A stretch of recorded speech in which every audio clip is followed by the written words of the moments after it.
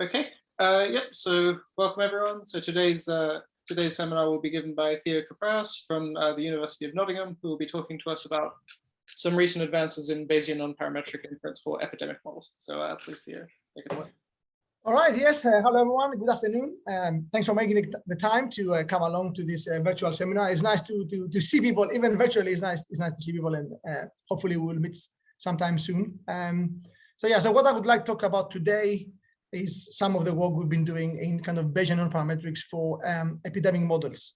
I've given a similar talk before, but mostly for an epidemics kind of group of people. So here I've just tailored a bit more into the Bayesian computation and kind of thing. So hopefully you will find this interesting.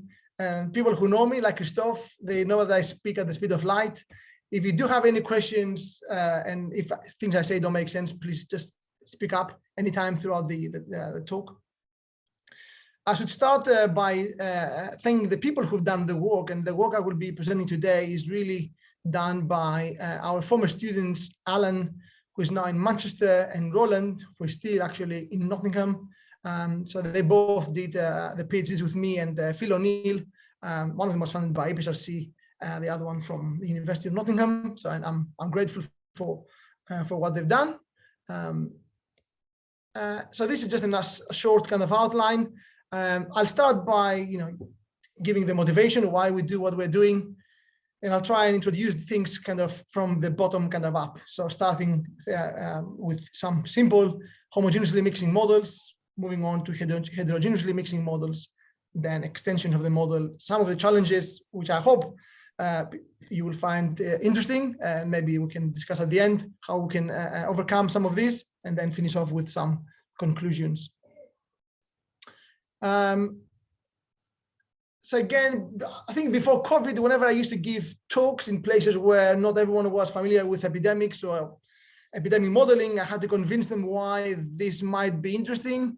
Probably I don't need to do that today, given what's happening with COVID. And but nevertheless, I think you will agree with me that sort of modeling has really become a valuable tool when analyzing data on infectious diseases, so many things, including assessing control strategies or developing new ones, informing kind of policymakers. I guess we can agree that they play a fundamental role in the fight against disease spread, and just see what's happening with COVID.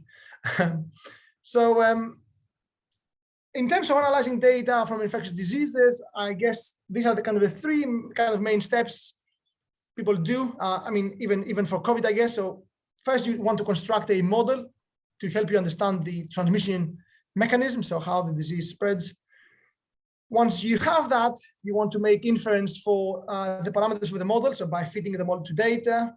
And once you have your model fitted, you may want to make some predictions, so what's going to happen next, or for example, how to evaluate control measures. And that's kind of the three sort of main things when analyzing data on epidemics. Now, there has been an enormous attention to the development of models. Again, I think this has exploded with COVID. Models of varying complexity, from very simple ones to very complicated ones. Models basically doing things at population level, over to models where you model each individual, what's happening, and also methods for making inference, so estimating the parameters of these models. And I mean, in this group today, there are many people who have worked in this area. So, but specifically, there's been a lot of work done in terms of developing MCMC or SMC or ABC or POMP kind of methods and others in order to fit epidemic models to data. So there's been a lot of attention in this so far. On the other hand, and this is maybe true, like 4 or 5 years ago when we started looking into sort of Bayesian non-parametrics for epidemics. So they have received, I think it's fair to say, kind of little attention in this literature. And there's been attempts basically by sort of Niels Becker, Eric Lau, and Paul Yip, where they did different things, sort of many years ago. For example, back in the kind of the 1989, so they considered non-parametric estimation of a time-dependent infection rate using martingales, estimating equations, assuming that the infection time, so when people become infected, being known. Again, Eric Lau and Paul Gibbs sort of did something else. I guess the take-home message from this slide is that although things have been done at the time, these models were fitted under some kind of assumptions, for example, assuming that the infection times were known, which we would like to relax. So all of these methods, they are fine, and but I think they do have some assumptions that we would like to relax. So this talk today is about sort of a non-parametric approach. You might ask sort of why. When I first talked about this in a workshop in Oberwolfach in Germany, in this epidemics kind of workshop, sort of I got sort of hammered. Basically, people telling me, why on earth are you going to move away from models we have individuals to do something non-parametric? Anyways, I think I have recovered from that. But the idea really is that we want to essentially have an approach where we might avoid having some erroneous conclusions and some biased kind of results or answers by really fitting the wrong parametric model, or perhaps a model which has some inappropriate assumptions. That's one thing. We want to have sort of modeling flexibility, and again, in general, sort of allow the data to speak for themselves. Here's a disclaimer. I'm not going to be here today saying that you should abandon all the parametric models that we have and doing everything sort of non-parametrically. Parametric models are of great value, and most of my work actually has been on parametric models. Main reason is often we construct models to answer a specific clinical question, and that often is the case that you want to do it with a parametric model. So by no means I'm saying we should abandon this. They're still of great value.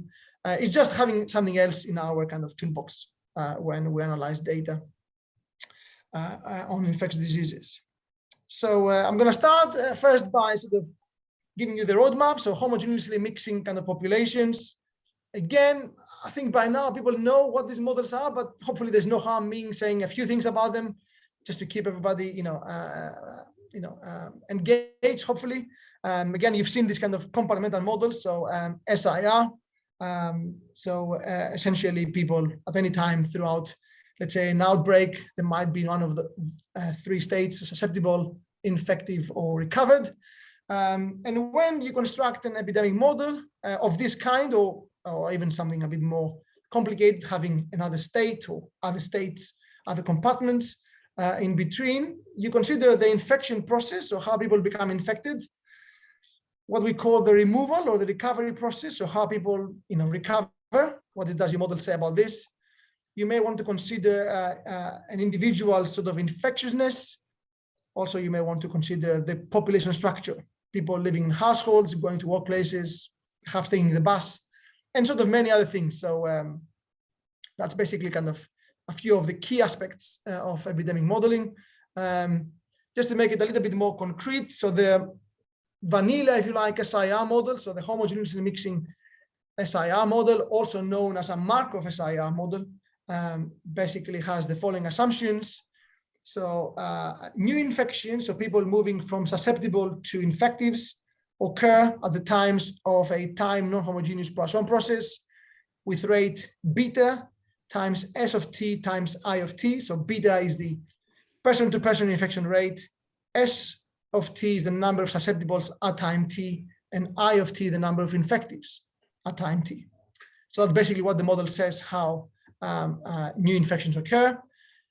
Once somebody actually is infected, they become sort of recovered, or recovery means they play no role in the epidemic after some time, which we call an infectious period, which has an exponential distribution with rate gamma. Ri, time of recovery minus the infection times of this individual I, follows an exponential distribution.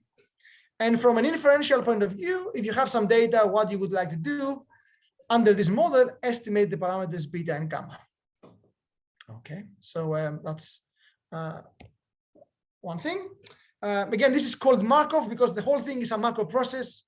I don't want to spend more time on this, but that's something to keep in mind. And there have been several extensions even for this kind of very simple model with these three boxes, as people often say to me. How complicated can it be? You have 3 compartments, and my answer is it can be very complicated if you want to.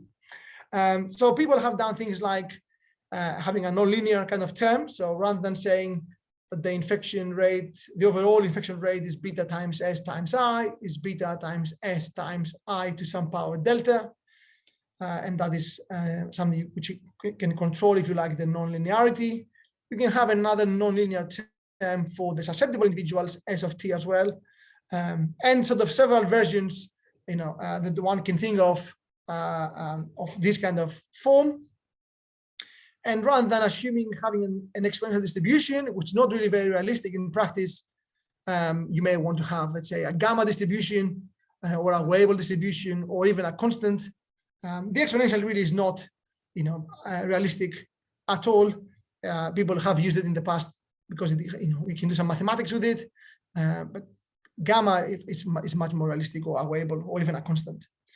In that case, then you may want to infer those parameters, beta, the delta, or delta 1, delta 2, or the parameters from the infectious period distribution. Apologies for the typo. So now what we would like to do is actually we'd like to do something different. So rather than assuming that you've got some data and you say, I'm going to try and fit a model, let's say with this infection rate, what we would like to do is to say, we're going to assume that the infections we have observed are basically realizations of a non-homogeneous Poisson process with some rate h of t, which is a function of time at the moment. Okay, so and this is where I got sort of hammered at the time, like, how on earth can you do that? You move away from a process with individuals, moving from one class to another, and now you suddenly say you're going to want to do just a function of time. And this indeed might actually be sort of controversial, but if you bear with me, I will say something at the end to address that kind of comment. But let's say for now that I'm sort of crazy enough that I would like to do this. The reason is I would like to see what can I tell from the data without imposing sort of such an assumption. And I'm not going to worry about the infectious period distribution. So that is sort of pretty well understood, for many diseases. So I'm just going to assume, pick up one of these and try to infer the parameters of that distribution. So my key really aspect here is how to infer h of t. Okay. Now we can do that. We can infer h of t, from the data using a Bayesian framework. So how we do it? Basically, we place we need a prior for h of t, which is a function, and we've done several things. We've started first using a Gaussian process as a prior for h of t. We've done also things with splines. Also, we have assumed it's piecewise constant. And once we do that, we've got our prior for h of t, and then we've got our likelihood. This is not sort of terribly straightforward in the sense that the observed data often is just the recovery times, or when people have symptoms. And the likelihood of this observed data, given the parameters, for example, is not tractable in the sense that we don't observe part of the process. So essentially the infection times. But what we do instead is we do sort of data augmentation. And then, I'm not giving you any details now, but you have to believe me that we can sample from the posterior distribution of the function, like we sample sort of h of t given the observed data, and also the unobserved set of infection times. Okay, so this may sound like magic, but it can be done, and we've done it. So here the algorithm is exact in a Monte Carlo sense. Let me just say a few things about it. So basically, if you assume that you have observed the infection times, then the whole thing is really having realizations from a non-homogeneous Poisson process. And that's not sort of new. Yeah. So people have done this in the past, where perhaps they have assumed, they discretized kind of the time and did things sort of in an approximate kind of way. And that's what I mean here by exact. We're not doing this. We're doing things in an exact kind of way. And basically, the way we do this is by, here I call it the latent history of the kind of the process that has generated the data. And what I mean by that is really, if you generate observations from a non-homogeneous Poisson process, you've got this kind of thinning algorithm, and basically we reconstruct that. So those of you, and I mean, some of you, I'm sure you know all this already, but in case you don't, one way to do that, to sample observations from a non-homogeneous Poisson process is by thinning. And basically that's what we do in conjunction with updating the set of the infection times. Okay. So that's basically kind of in brief what we've done, a few years back in terms of models of this kind, where you say the rate of infection is h of t, just a function of time, not really saying anything about as a function of s or I, see what we get. And it does work. I'm not really showing you graphs because I won't have time to show you the rest, but we can talk about more if you like at the end. And this is essentially a bunch of papers where we've done this. I'm happy to share the slides at the end, of course. We've done it, just one comment, we've done it also for models in discrete time. And also we've done it for using sort of a VB approach when the infection times were assumed to be known. Now I want to move on to the models where basically we want to spice things up a bit, heterogeneously mixing populations. The motivation really was this data set that we got hold of by a colleague in the Netherlands. So this is a bird flu, avian influenza outbreak in the Netherlands, where there were 5,259 farms, out of which 241 were confirmed to be infected. So these were these red dots. There were over 300 million kind of animals sort of culled. There was one fatality, and also there were some non-fatal infections of other individuals. So the red dots you see here are those farms which were infected because they had animals culled, and this was sort of confirmed by the vets. But also as part of the culling strategy in the Netherlands, when a farm was sort of confirmed to be infected, they would cull essentially all the animals in the neighboring farms. If I remember well, it was like 1 kind of miles radius from the coordinates of the red farm, let's say. So these were what we call the preemptively culled farms. Some of them we don't know, right? So because they culled the animals, it could well be the case that yes, there was an infection and that would prevent sort of the disease being spread further, or they may not have had any animals kind of infected at the time, and the animals were culled with no reason. So that is something we would like to consider when we do the modeling. So these were about 1,200 farms. This is what the data look like. So you get the kind of the coordinates of each farm, if it was culled or preemptively culled, and basically which date this happened, or if they were susceptible, or they thought to be, they were thought to be susceptible throughout the outbreak, and also the type of the farm. Sometimes farms, they will have a particular kind of animal, like turkeys or ducks, etc. The question of interest here was, is there actually an element, a special element to the spread of the disease? Does really the location of the farm matter? Intuitively, I think the answer is yes, but still something we would like to consider. Can we actually also incorporate other information, for example, the farm type? Basically this column here. Now, of course, in this case, it doesn't really make sense to assume that the infection rate between two farms is beta, right? So just the same, regardless, for example, where these farms are, how long they are far away from each other, what kind of animals they have, etc. What we would like to do is we have a model where basically you say the infection rate between farm I, which is infective, and a susceptible farm J, which is susceptible, is some function of the distance of the two farms, Dij, or the size or the type of the farm. Okay, that is something very natural to do. Often people start by assuming that the infection rate beta ij is a function of the distance between the two farms, and they choose a parametric form for that function, often is known as kernel. That's why you see this terminology there. You may have what's known as a linear kernel, or an exponential, or a logistic kernel, or a tri-cube kernel. Lots of different choices that you may want to sort of put together. And this is actually what people have done for this data. So some colleagues back in 2007, Bonder et al. They considered some models which were not kind of epidemic models in a strict sense, but nevertheless, they were kind of epidemic models in the broad sense, stochastic ones in discrete time. And basically, they've assumed consider different kind of parametric kernels. So they consider the kind of non-intuitive rate that is constant, regardless of which form we are talking about, and different kind of parametric functions here.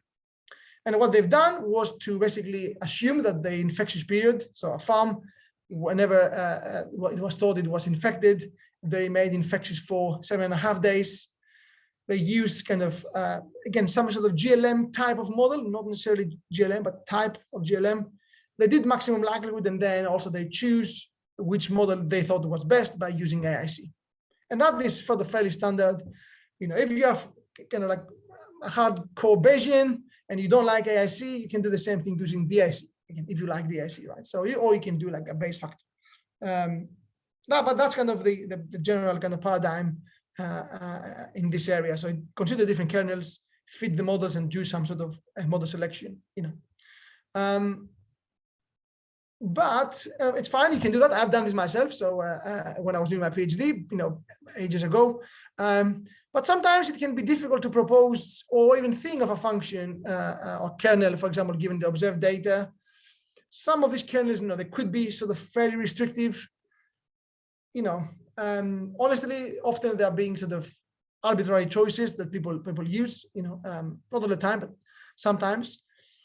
What we want to do, hopefully you see where this is going, is we don't want to assume a specific functional form. So like none of the ones that we saw in the table before. We want to say that beta ij, the rate of infection between I and j, is some function of distance, which we would like to then estimate it non-parametrically, again, within a Bayesian framework. So that's we're moving away from beta to beta ij as a function of a distance, and then basically trying to infer that. Again, I'm not gonna, bore you with all the technical details, which I'm very happy to talk about, again, at the end, if necessary. But that's basically what we do. So the infection rate is a positive kind of, in the function. So therefore, we put a GP on a transformed kind of function. So we do this on the log of f. Again, similar as before, this hasn't changed. Unfortunately, the likelihood of the observed data, which is really the culling dates and the farm location. So we don't know when farms became infected. The only thing we know is farmer, or the authorities went to a farm, realized there was, essentially birds infected, and then this is the date when they culled the animals. That's what we know. We don't know, for example, when, one of the animals were actually infected first. So this likelihood, unfortunately, is intractable. The reason is because we don't observe the infection times. What do? We augment the unobserved infection times. And at the same time, also, because we don't know if the preemptively culled farms, so these are the farms that they were culled as part of the culling strategy, were infected or not at the time when they were culled. We would like sort of to infer that, and hopefully that would be something useful to the authorities. So quite a lot of data augmentation in conjunction with sort of the GP prior, the Gaussian process prior to the log of the infection rate.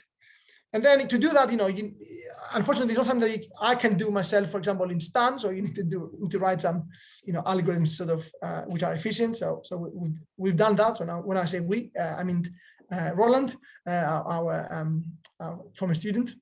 But again, it can be done. Just to, again, very briefly say why the likelihood is intractable.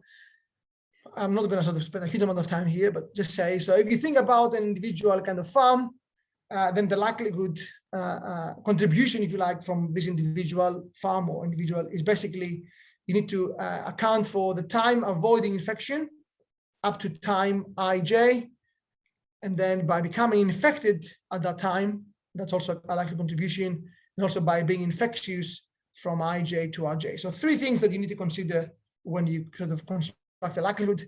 When you do it, you end up with something like this. you don't really need to know what this is. Just keep in mind for now that there is this double sum, which goes from 1 up to little n. Little n is the number of infected farms. So in this case, it was about 261, I think, and n is 5,000. So that's like a double sum. And then, yeah, some product. So it's not actually, difficult to code or to compute, but in terms of like coding, but I will come back later to this form and explain a few of the challenges that we have. Now, this is the augmented data likelihood. If you don't observe the I's, the infection times, which appear, in this expression and in here as well, then basically you have to integrate over all possible set of infection times and then weigh them appropriately, etc. And that is pretty tough. So, and that is itself a challenge, regardless if you do things parametrically or non-parametrically, right? So that's just something to, people who work on epidemics, they know this, but in case people are not that familiar here today, or some of you, hopefully that makes some sense. You might be wondering, does it really work? And I haven't showed you any graphs. And the answer actually is, I wouldn't be presenting this if it wasn't working. So basically the answer is yes. So here is some sort of simulation study where what we did is we have some data, basically locations and some kind of culling dates for farms in some region. We generate a data set using the infection rate beta ij, using this form in the top. Basically, we then sort of try to receive, we can recover the true beta ij. So we use our machinery, use our MCMC algorithm, etc., to infer beta ij. And we do this not just once, because that we may be just lucky or unlucky if we didn't get it right, but we do this, I believe here, Roland has done this 250 times. So basically we get the median. So each gray line is essentially a posterior median of the function beta ij as a function of the distance. And the true is the red, and the black is the median of these 250 medians. Okay, hopefully that makes sense. And yeah, it is pretty good, and obviously we're very pleased sort of to have that.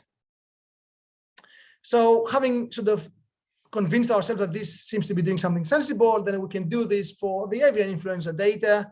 So here is what we get for our money. So basically we have our non-parametric kind of approach, which is the black line here, and the blue is kind of the 95% sort of credible interval.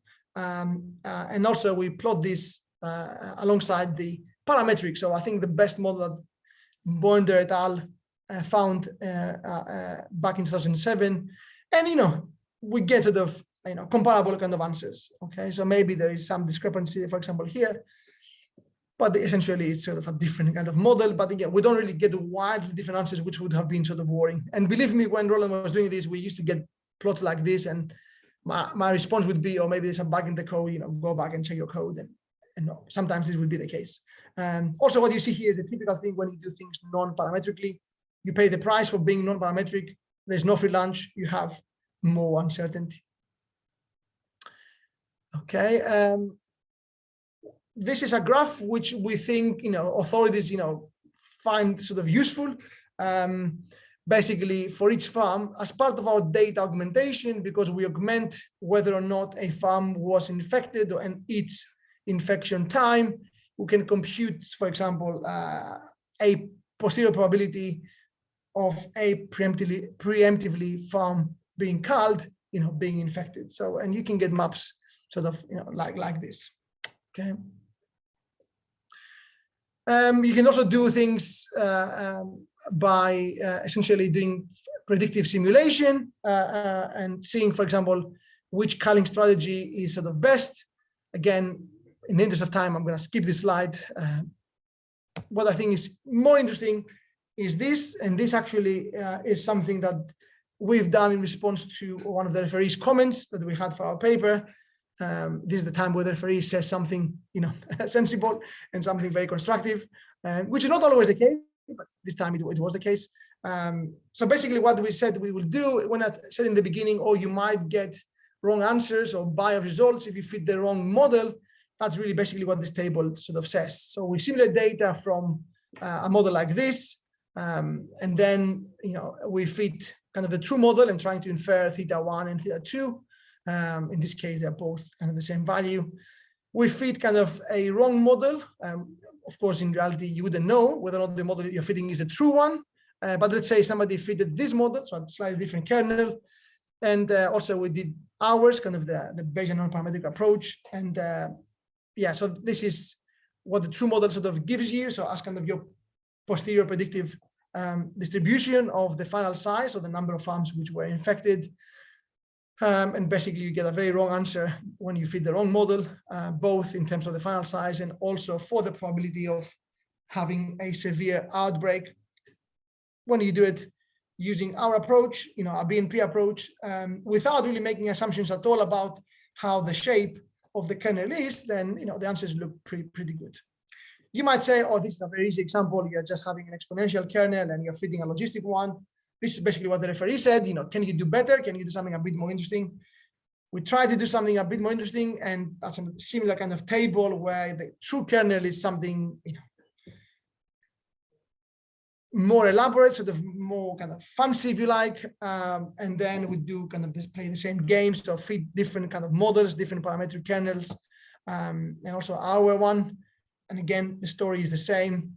You can actually get very wrong results when you fit the wrong model, and some of these kernels, when you plot them, they may look sort of similar, but when you try and do things predictively, so sampling from your posterior distribution and go back to authorities and tell them something about the outbreak, you may get things very wrong and obviously can have severe consequences. So if you compare, so basically this is what the true model gives you, and that is what sort of BNP sort of does in this case. So here, sorry, BNP, I should emphasize, is Bayesian non-parametrics, right? So okay, so that's basically the story here.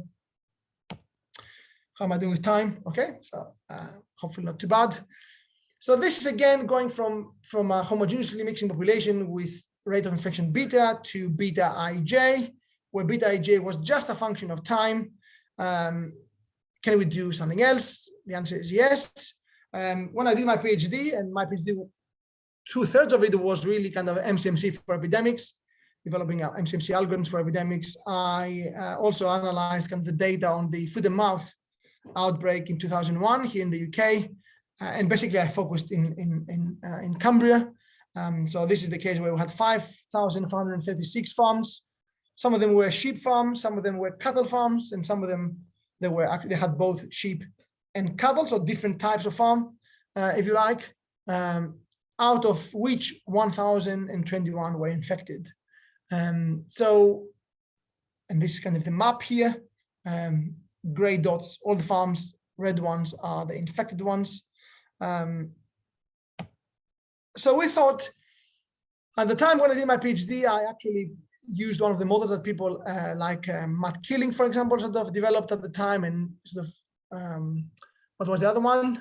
I think it was very close to Matt Killing's kind of model of the kernel of the beta ij, and that incorporated the distance using some parametric kernel, and also the kind of took into account the type of the farm. So this is what we want to do now. We want to consider farms of different types, so cattle farm or sheep farm, or a farm that has both species, if you like. And these are often known in the epidemic literature as multi-type susceptibility models. And basically what this means is that we have farms have a varying susceptibility to the disease, but assumed to be equally infectious if infected. So if you think of the infection rate beta ij, if the farms which is susceptible j is of type 1, the rate of infection would be f1, dij. If j is of type 2, it would be another function, f2 of the distance between I and j, etc. Okay, so different kind of infection sort of mechanism in terms of the susceptibility to the disease for different types of farm. Okay, so that is basically what we want to do now. We assume they are all equally infectious. if infected. So now we don't want to estimate or infer one function of a distance, but kind of several. So k in this example.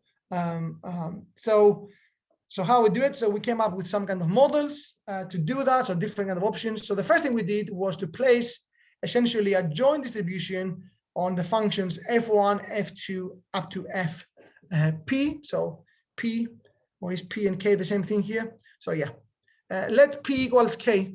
Okay, so basically we have p kind of types, and we place sort of a kind of GP where we allow essentially for some correlation between sort of functions. Okay, and these are the raw 1, 2, or 2, 1 that you see here. And again, the reason we do this is we want to sort of borrow strength, if you like. Okay, so we place a joint prior on all these functions f, and we do it in a way where basically there is some correlation a priori between them. Okay. In this case, we assume, because basically you have lots of GPs bundled all together, that they all have the same kind of length scale parameter. You don't have to do this, but unless you have lots of data, it would be very hard to estimate different kind of length scale hyperparameters. That's one of the models which we call multi-output covariance model, so MOC. If you say I'm going to have zero correlation between the different kind of functions for each type, so these raw ij's here, they're all zero, then basically what you're going to have here is like a block diagonal kind of matrix, and we call this the independent GP model, and a priori there is no relationship between the functions. Okay, this is the infection rate functions for different types. It's it's simpler than the previous model, and then for you may want to consider this. In that case, you can actually have your own length scales for each GP if you want to, so it's a bit easier to infer them. Not easy, but easier. Okay. And then also we have something which kind of resembles kind of the fixed effects models, linear model, let's say, not for any kind of fixed effects model. So this is something we call the discrepancy-based model. And what you do, again, you have, let's say, P types, so P functions. You choose one of them to be your baseline, and then basically all the other functions are your baseline plus some discrepancy, okay? Again, very similar to what you would do if you had a linear model and you had, let's say, a factor, a categorical variable as a covariate, and this would be one of the ways to parameterize your model. So one is the baseline, then basically you have the discrepancy. So this is what we have here. Each of the discrepancies is another GP. And the nice thing about this model is that once you have chosen your baseline, then you can have a direct comparison between the infection rates of different types. Okay, so that's another model that we have. Can I ask a small question quickly? Yeah, of course, yeah. Yeah, so here are the GP priors are on the log of the rates? Or? Yes, always, yeah. And so here you're doing exponential of a sum of GPs rather than a sum of exponentials? Or? Oh, that's a good question. No, I believe what you mean in this model? Yeah, in this one. The honest answer is I don't remember, but if I had to, I can check it out. But what do we do? I think what we do is we exponentiate that one here, I believe. So we don't do it the x of that, but that one here. Gotcha. Great. And I'll double check after the seminar and I'll confirm. Yeah, that's a good point. Yeah. So cool. Thank you. Okay. Thank you. Okay, I should be finishing soon. I can see it also the bar there reminding me this. So, and basically that's what you get for your money. Again, I don't want to spend too much time on the actual results, I guess, but this is what you get. So you've got sort of the distance, and you've got the infection rate, and you have different kind of inferred curves for the different types of farms. So solid line is sheep. Dotted line, dashed line is cattle, and dotted is kind of both. So you see when the farms that they have both kind of animals, they are considered to be a kind of a farm with both types. The infection rate there is higher than the other two. Not much difference between farms of a single type. You can infer this correlation parameters row 1, row 2. And if you look at the discrepancy model, again, the baseline here, thankfully, I remember to put this in, otherwise I wouldn't remember now. It was the sheep-only farm as our baseline. And then again, you can sort of answer questions about how different is, let's say, a sheep only farm compared to a cattle one or to one with both.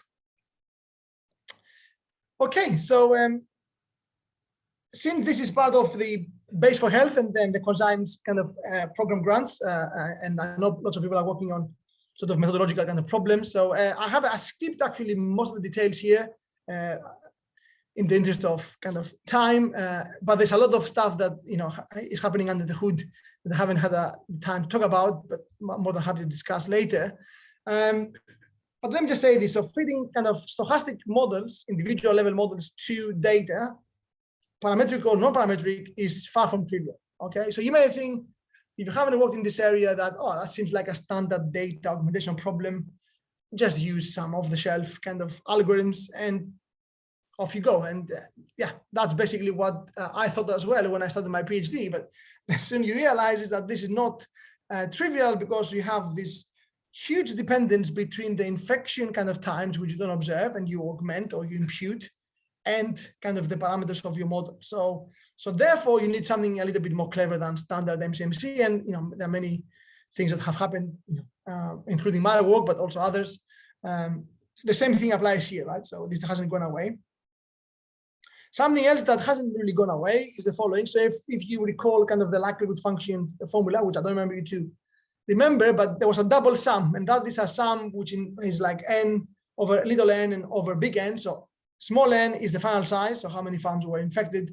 Big N is the population size. Computing this, can be expensive. I mean, there are some tricks that you can employ, but still,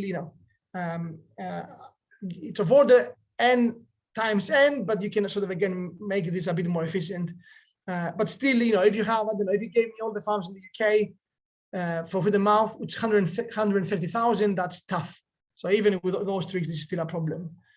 Something else which is a problem here now, and this is with respect to the BNP stuff, is that when you try to update your kind of function or sample or propose a new function in your Metropolis Hastings algorithm, basically, you have the PDF, let's say, of a multivariate normal. It means you need to compute the inverse of the covariance metrics.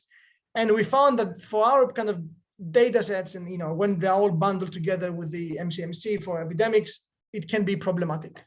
Unfortunately, we haven't really done anything about one, so I think that's still an interesting problem. But for that, what actually Roland found about is something called mean projection approximation. Again, those who have a lot of experience in GPs, this is not terribly new, which has modified a bit what other people have done, just to make it sort of relevant for our problem. And the idea really is that if you have essentially a set of distances for which you have defined your kind of infection rate function, what you do is, rather than sort of evaluating the function for this kind of your data set, so this is what I mean here by data set, the set of distances on which you evaluate your GP, you just do it on a subset. Of course, this subset needs to be representative of the original, so you can't just pick up some farms at random, because that might give you some kind of very bad results. And then once you have your subset, you can do everything, using this subset and then project back to the full data set. So that's again an approximation. It's like the price you have to pay, but actually Roland has investigated quite a lot as to how this actually behaves, and it's not really, it can work very well and really reduces the computation, substantially. So especially when you have 1,000 farms or 5,000 farms. Okay, and you don't really need this subset to be very large. So that's something which we were quite pleased about. Okay, just to finish off, I mean, really what I try to sort of convince you today about is that we have sort of a general framework for doing kind of BNP for infection rate functions in epidemic models. I mean, the method here we discussed is sort of very applicable to many models, not just sort of models for farms that I've talked about. That's the data we had in available, and that's what we did. But we can do this in other classes of models. I think there are many interesting things that one could do. For example, if you had an epidemic model on a network, which is basically kind of, you can think of as a bipartite kind of graph. Can you do something non-parametrically there for the structure of the population? So that is something that I've been thinking about. Our approach removes the need for having some specific parametric function assumptions that you may don't want to put in, because you are not confident or you don't really want to do that. So that's something to essentially keep in mind. And we can use things like the mean projection approximation, which allows this kind of method to be applicable for large data sets. Again, I think there's more to be done there. And I think one interesting way forward will be to avoid sort of doing the data augmentation. And we have another former student of ours has done some work in basically approximate likelihoods for epidemics. So I think we can try and bolt the two things together and maybe have something which is kind of fast, if we have any hope for this to be used in real life, let's say. Okay, I mean, I don't mean retrospectively like 5 years after the epidemic, but in real time. Yeah, and I would like to thank you all for your attention. And just to finish off, so the bulk of the methodology has just appeared in PNAS earlier this month or last month, I think in March. So this is, you can find all the kind of the glory details about the MCMC, and we have a very detailed supplementary information. Roland has actually code on GitHub that you're very welcome to go and use. If you do find a bug, please don't tell us. At least don't tell me. You can tell Roland. No, please do. If you see something there which is not right. And the avian influenza outbreak analysis is done in another paper where again we've done different things. So those interested in the application, there's more there. And obviously, Roland's thesis, a lot more which I haven't had time to talk about. But yeah, and yeah, thanks everyone for the attention. I hope I didn't bore you to death with all this. So thank you. Thanks very much, Theo. I'll stop the recording quickly.